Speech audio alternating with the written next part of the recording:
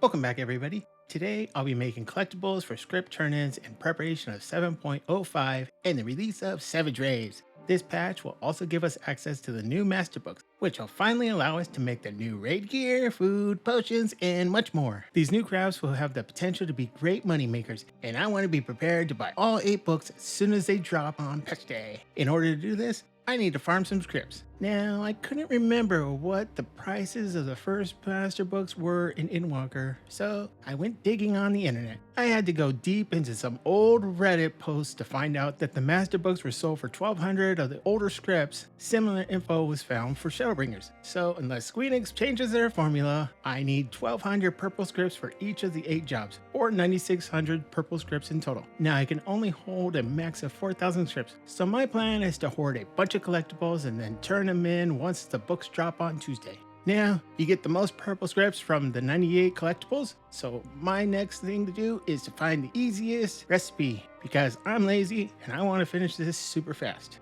I also want to try and avoid recipes that require bicolored gem materials or materials that require you to kill 1,000 mobs because once again, I'm lazy. So that knocks out all the recipes that require leather. After looking across all the various jobs, it appears that the Rakaznor War Scythe will be the easiest collectible to gather the mass for. Needing 9,600 scripts and each collectible will reward me 198, I'll need to make 49 sites. That's 490 Rakaznor ore, 490 magnesia powder, and 294 raw black stars in total. These mats will take me a little while to farm, but it will give me a chance to spirit bomb my gear for materials and collect rare gather nodes as they spawn for orange gatherer scripts. So, to keep from boring you too much, I'll just skip the rest of this gathering montage. Alright, I now have all the mats I'll need in order to make my 49 sites. The collectible is a 98 craft and I'm wearing full pentametal gear minus my weapons, so I don't really care if the ingots and black stars are high quality or not. So I'm just gonna quick synthesis them and I'll be right back. Okay, I now have 98 Rakaznor ingots and 98 black stars. Do a quick check of my elemental crystals. I have plenty. My gear is freshly mended. I just need one more thing to make this craft a success. I need a successful rotation. And since I've never bothered to learn how to properly craft, I'll show you how I go about successfully crafting anything in this game. I head to the Teamcraft website. And as you can see, I've already logged in and have my stats saved for all my jobs. If this is your first time using the site, you don't need to log in. You'll just need to manually enter your information. Anyways, I need a winning rotation. In order to do that, I click on Crafting Rotation from the drop-down menu on the left. I click on New Rotation. I enter the name of the craft. In this case, it's Rarefied Rakaznor War Scythe. I click on the check mark. This is when you enter your stats. I'll be eating high-quality Rroneek steaks. Apply stats. Next, we need to find a user's rotation. So, I click on the Rotation Finder button. I want 100 quality and reliability with the shortest amount of steps. Ain't got time for those long rotations. This means that I click on the second rotation with 15 steps because the first one has 16. Too many steps. Now, in order to have a macro for this rotation, I click on the 14 button. This will bring up the copy pasta to easily transfer it to in-game. I click the copy button at the top right of the list, and now I'll head back into game. I want to paste this script into a new macro, so I open Systems, click on User Macros, and make a new macro. I'm just going to replace my old side to a new macro because I won't be needing that anymore. Paste the macro, add it to my cast bar. Now before I commit my materials to this macro, I like to do a test run just to make sure nothing's screwed up. So I'll begin trial synthesis and run through the macro just to make sure there's no hiccups. As you can see, I'm having no trouble crafting this item, and I even forgot to eat my food. I'm still going to eat my food to increase my success rate just to be on the safe side. I'm now ready to begin making my collectibles. Now, I won't lie.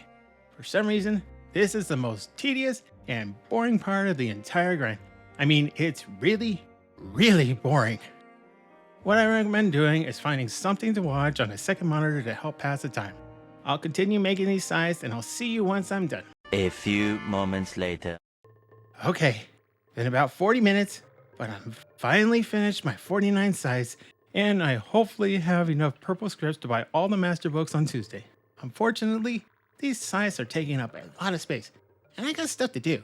So I'm going to make my retainer hold on to these because I ain't got time for that. I'm now halfway done with this grind.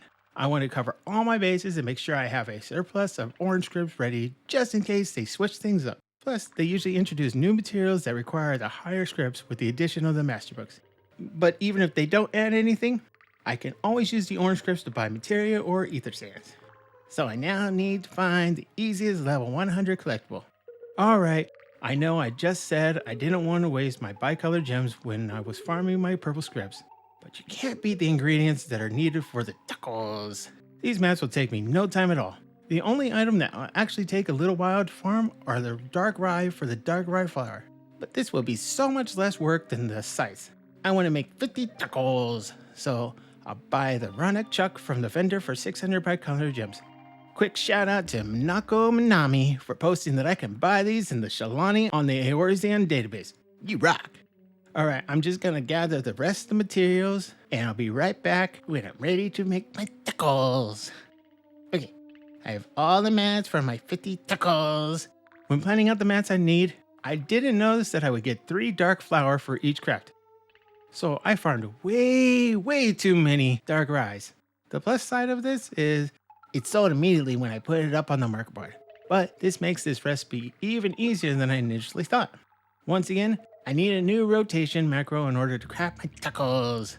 So I head back to TeamCraft, click crafting rotations once again, and enter rarefied tacos de carne asada. I click the check mark. Once again, I'm eating high quality Rroneek steaks. Look for the user's rotation under rotation finder and click the 14 to receive a new macro. Sadly, this recipe requires 2 macros to complete. It means it's even longer. I set up a new macro in game, and once again, I test the macro before using any of my materials. The macro is working beautifully, and I'll just spend the next hour crafting some awesome tacos. 2 hours later. I have now finally finished making my 50 tacos. It took longer crafting the tacos than it did gathering for them, even after I screwed up and gathered 3 times as much dark rye as I needed. My scripts cache is now ready for when 7.05 drops on Tuesday. I'll just place these on my retainer and forget about them until Tuesday morning. One thing before I finish this video, there's a new feature that was recently added to Saddlebag Exchange that I wanted to shine a light on. They've added a new feature that lets you look up what is selling the best on your server that you can buy with scripts. Just click on the script value search on the left side. The items are separated between the purple and orange. Just choose the color you want, click search, and it will show you the best items for you to purchase for the best return for your guild. As you can see, the ghost nipper and red maggots are the best return on your investment, but they are only being used by fishermen to catch more orange script collectibles. So I wouldn't really focus on buying them to flip. Right now, I would focus more on materia, and then when those prices start to come down, I would switch to Rroneek horn tokens. These are used by a new mount and would be good sellers for the entire expansion. So with this new tool, I'll be able to quickly check what are the best items to buy without searching up each item individually on Universalis. This tool is a huge time saver and will make script farming a lot easier, and I'll be utilizing it henceforth. Well, I hope you enjoyed this video where I went over how I've been preparing for the release of 7.0 and how I farmed out my crafter scripts. Let me know if you have any other tips to help people prepare for the release of 7.05. I would really appreciate if you liked the video and consider subscribing. Have a great rest of your day. Thanks for watching. Tacos!